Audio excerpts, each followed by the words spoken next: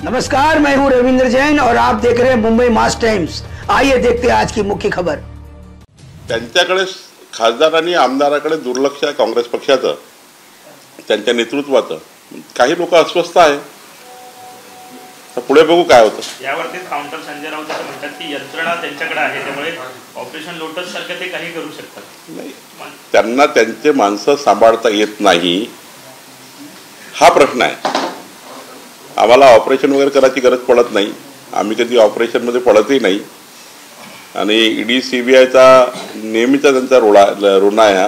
आम्ही कधी ईडी सीबीआयकडे गेलोही नाही, कधी आमचा त्याचा संबंधही नाही। तपास यंत्रणा आपलं काम वेगळं करतात, पण आपलं अपयश म्हणजे महाविकास आघाडीचं अपयश काय आहे की त्यांचे निवडून आलेले प्रतिनिधी त्यांना सांभाळता येत नाही। त्यांचे निवडून आलेले प्रतिनिधी अस्वस्थ आहेत, ते आम्हाला व्यक्तिगत भेटत असतात की आम्हाला कोणी विचारत नाही, आमचा पक्ष आम्हाला काही त्या ठिकाणी जनप्रतिनिधी म्हणून आम्हाला प्रोत्साहन देत नाही, आम्हाला विकासाचे कामं करण्याकरता कुठल्याही पद्धतीचा आम्हाला सपोर्ट करत नाही, किंवा जे काही पक्ष म्हणून हा आधार द्यावा लागतो निवडून आलेल्या लोकांना, तो काही आधार मिळत नाही, म्हणून ते अस्वस्थ आहेत।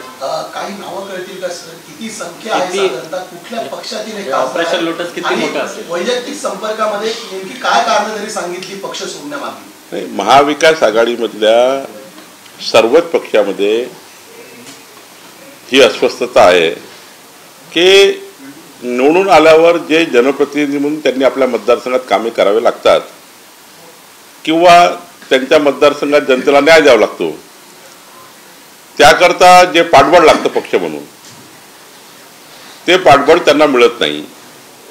एकदा निवडून आले जनप्रतिनिधी की त्यांना कोणी 5 वर्ष विचारत नाही। काँग्रेस पक्ष आणि महाविकास आघाडीमध्ये ही परिस्थिती आहे। त्यांच्या बैठका होत नाही, त्यांचा काय स्थिती आहे त्यांच्या मतदारसंघात कोणी त्यांना विचारायला तयार नाही, त्यामुळे अस्वस्थ आहेत। अनेक मोठे लोक आहेत अस्वस्थ। काही लोक तर त्या ठिकाणी पक्षावर प्रचंड नाराज आहे, नेतृत्वावर नाराज आहे।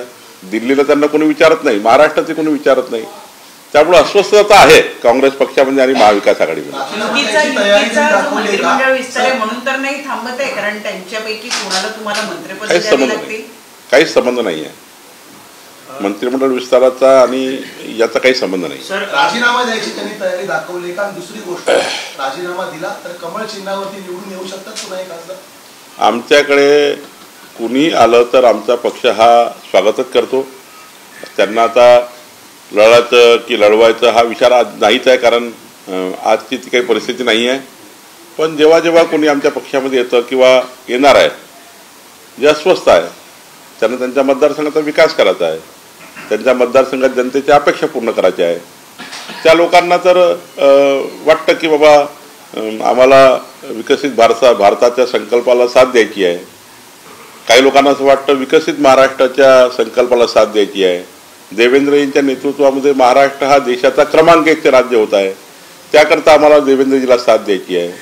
मोदीच्या नेतृत्वामध्ये विकसित भारताचा संकल्प झाला आहे, त्याकरता आम्हाला साथ द्यायची आहे। काही जनप्रतिनिधीला असं वाटतं, त्यामुळं काही जनप्रतिनिधी मोदींच्या नेतृत्वाला त्या ठिकाणी साथ देण्याकरता चर्चा करतात आहे। तर मला असं वाटतं यातून काही आज काही याच्यावर बोलणं काही योग्य नाही।